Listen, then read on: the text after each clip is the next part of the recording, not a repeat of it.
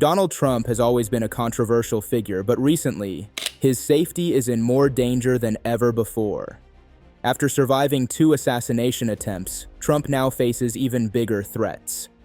From Iran. His team has been forced to rely on government agencies that Trump himself once accused of being part of a deep state conspiracy. Today, we will discuss how he travels these days to stay out of harm's way. Here's what's going on. Just in the past few months, 2 different individuals tried to assassinate Trump. Intelligence agencies have also revealed that Iran is still actively threatening to kill him. To make matters worse, Iranian hackers broke into the email accounts of Trump's aides, escalating the threat. These attacks have left Trump and his team on edge. They've been left with no choice but to depend on federal security agencies. Agencies Trump used to accuse of being hostile to him. But now they're responsible for keeping him safe as he travels and campaigns. Trump's team, however, has used this situation to their political advantage. They've blamed the Biden administration for not providing Trump with enough security, claiming that Biden and Harris are holding him back from traveling freely to meet voters. There's no solid evidence for these claims, but it plays into Trump's long-standing narrative of being targeted by political rivals. As Election Day approaches, Trump is in a unique position. He's facing multiple federal prosecutions, he's a candidate who wants to overhaul the government, and he's a target of serious assassination attempts. His campaign team is deeply unnerved by these attacks, and their relationship with the security agencies has become more complicated than ever. But here's where things get even more complex. As Trump continues to criticize these security agencies, especially the FBI and Secret Service, there's a growing concern within the Biden White House that Trump could use these threats to blame them if he loses the election. In July, a failed assassination attempt at a rally in Butler, Pennsylvania, heightened Iran's belief that they could successfully target Trump. Oh dear. Although the intelligence agencies aren't convinced Iran has the ability to pull off such a plot, the Trump campaign remains worried. They're frustrated that they feel the government isn't taking Iran's threats seriously enough. The FBI has been actively investigating Iranian hackers, and federal charges have been filed against them. They've also kept Trump's team updated on the investigation. To protect any sensitive political information, the FBI has created a special filter to separate politically sensitive details from the rest of their findings. Still, Trump's campaign remains skeptical, especially when it comes to sharing access to their devices with investigators. 3 months after the gunman fired at Trump in Butler, his relationship with the Secret Service has only gotten more strained.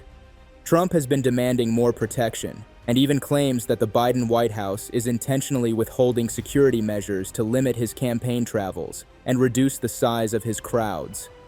Citing the continued threats from Iran, Trump's team has asked for military-level protection, something usually only given to sitting presidents. They've requested assets like detection systems for possible drone attacks, and even military jets similar to Air Force One to ensure Trump's security. Brian Hughes, a spokesman for Trump's campaign, explained the situation. "We've taken some extra measures due to the heightened threats, but many recommendations from experts in Congress haven't been provided." He added, "When Trump returns to the White House, he'll ensure that federal agencies do everything possible to protect those who serve." Now let's go back to the evening of September 24th. Trump stepped off the campaign trail and entered an FBI building in West Palm Beach, Florida. It was just a short drive from his Mar-a-Lago estate. Inside a secure room, Trump received a top-level briefing from 2 intelligence officials. The topic: threats from Iran. These threats are serious. Iran's leaders have sworn vengeance for Trump's decision to order the killing of Iranian General Qasem Soleimani back in 2020. The briefing revealed that Iran is aiming to assassinate Trump before Election Day. Imagine the tension in that room as Trump was told about this deadly plan. Hours after this briefing, Trump's campaign released a statement. It wasn't just an update on the threats, it included a political jab at Vice President Kamala Harris. Typical Trump. The statement claimed that the Iranian regime loves Kamala Harris's weakness, but fears Trump's strength and resolve. Just days later, Trump accused Harris of purposely denying him the security needed to campaign freely, although there's no evidence to support this claim. This entire situation shows how Trump has turned a life-threatening security issue into a political argument. While these threats are serious, Trump's use of them to criticize his political opponents complicates things even more. At the heart of all this drama are the threats from Iran. The situation is a combination of two key dangers: Iranian hackers and the possibility of an actual assassination attempt. The Trump campaign is now in a tangled relationship with the very agencies Trump has often criticized, the same agencies he's vowed to overhaul if he wins the election. In fact, Trump has been asking why President Biden hasn't publicly threatened Iran with military action. He believes Biden should warn Iran that they'll be blown to smithereens if they attack him. U.S. officials have assured Trump that private messages have been sent to the highest levels of the Iranian government, warning them that any attempt on his life will be seen as an act of war. Sean Savett, a spokesman for the National Security Council, has confirmed that the White House has been tracking these threats against Trump for years. He added, "We consider this a national security matter of the highest priority, and we strongly condemn Iran's threats. If they harm any American citizens, they will face severe consequences." Here is where it gets tricky. The intelligence agencies are in a difficult position with Trump. If they downplay a threat, they risk Trump and his team accusing them of not taking his security seriously. But if they emphasize the threats too much, they could be accused of interfering with Trump's campaign. In fact, intelligence officials have given more briefings about election threats than ever before in any election cycle. These briefings cover physical threats to Trump and efforts by foreign countries to influence the election. While Iran is clearly a danger to Trump's life, they also want to influence the American public against him. U.S. officials believe that Iran's hackers are trying to gather embarrassing or damaging information about Trump to sway voters. But intelligence agencies doubt the hackers' main goal is assassination. They think the cyber attacks are more about political sabotage than an actual murder plot. Iran knows it would be nearly impossible to launch a high-tech attack against Trump. Things like sophisticated missiles or military-grade drones are not an option. Why? Because smuggling this kind of equipment into the US would be extremely difficult. Even explosives, while more common, are heavily monitored by US security agencies. That means Iran would have a hard time using anything like bombs or high-tech weapons to target Trump. So, what's their plan? Iran has long focused on something much easier to get: firearms. Guns, rifles, and scopes are readily available in the US, and they don't attract as much attention. This makes firearms the weapon of choice for a potential assassination attempt. Now let's talk about how the US government is handling these threats. Intelligence agencies, including the FBI, have been sharing information about Iran's plans with the Secret Service.